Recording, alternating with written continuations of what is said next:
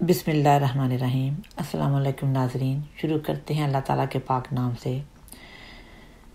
ناظرین، ٹائٹینک جہاز جو 1912 میں اپنے سفر کی چوتھی رات غرق ہو گیا، کیا آپ جانتے ہیں کہ اس کے غرق ہونے کی سب سے بڑی وجہ کیا بنی تھی؟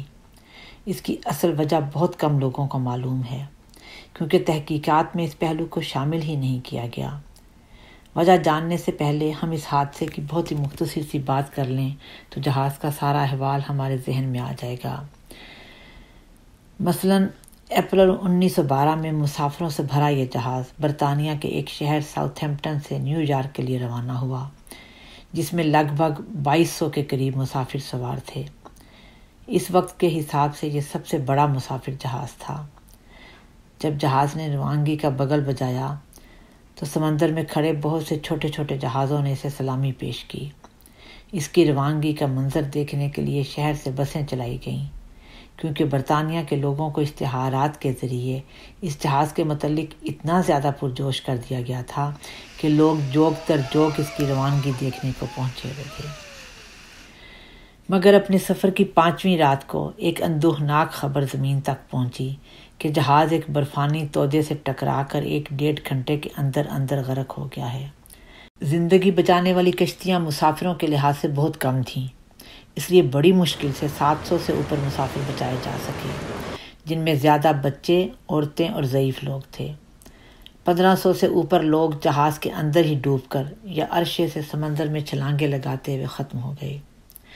جہاز کی کمپنی کا مالک سب کچھ چھوڑ چھاڑ کر الگ کشتی لے کر بھاگ نکلا، جبکہ جہاز کے کمانڈر نے بہادری سے لوگوں کو کشتیوں میں بھرنے میں آخر دم تک نگرانی کی۔ جہاز سے چھلانگ لگانے والا وہ سب سے آخری مسافر تھا، مگر اسے آخری کشتی بھر جانے کی وجہ سے جگہ نہ ملی۔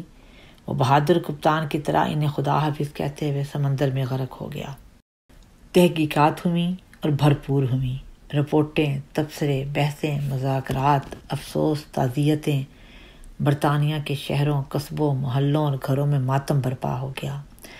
کپتان کمپنی کے مالک اور انجینئرز کو خوب عدالتوں اور میڈیا اور عوام کے سامنے گھسیٹا گیا۔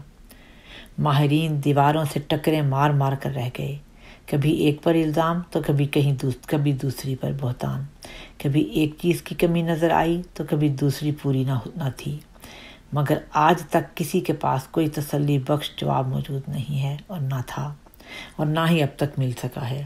مگر ناظرین، بات جتنی چھوٹی ہے اتنی ہی بڑی ہے کہ اصل وجہ کی طرف کسی کی توجہ گئی ہی نہیں۔ اگر درست سمت میں توجہ کی بھی گئی ہے تو ان کی جن کا اس سارے معاملے میں کوئی ہاتھ نہیں تھا، یعنی خدا کو واحد و لا شریک ماننے والوں کی۔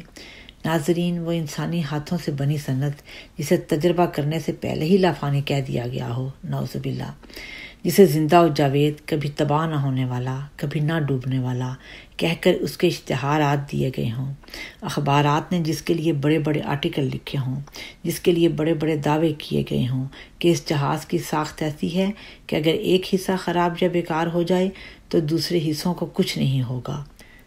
پھر یہ کیا ہوا کہ ایک نوکدار گلیشیئر نے تیز دھار چھری کی طرح جہاز کا اندر سے پیٹ کاٹ ڈالا۔ جہاز نے اپنے اندر موجود انسان اور استعمالات کی اشیاء ایسے باہر نکال پھینکیں جیسے مچھلی کی انتڑیاں باہر نکل آتی ہیں۔ ناظرین، لافانی تو خدا کی ذات ہے۔ جو صفات اس جہاز کی بتائی جا رہی تھیں وہ تو خدا کی ذات میں ہیں، جن کا شریک ٹھہرانا وہ کسی طرح پسند نہیں فرماتا۔ لہٰذا اس نے دیکھتے ہی دیکھتے زمین کی تہہ میں جہاز کو پہنچا دیا۔ ناظرین، اللہ تعالیٰ اپنی ذات میں اکیلا ہے جو لافانی ہے، پھر اس کی صفات کے ساتھ کون کھڑا ہو سکتا ہے؟ اس سے پہلے بھی نمرود، فرعون، شداد خدائی کا دعویٰ کرنے والے خاک و خشت ہو کر اڑ گئے، تو پھر یہ جہاز، اس کی کمپنی اور اس کے انجینئر کی کیا حیثیت تھی؟ انسانی ہاتھوں کی بنی ہوئی اتنی عظیم صنعت اب برس ہا برس سے سمندر کی تہہ میں پڑی ہوئی ہے۔ اس کا وجود بھی فرعون کی ممی کی طرح عبرت کی کہانی بن چکا ہے۔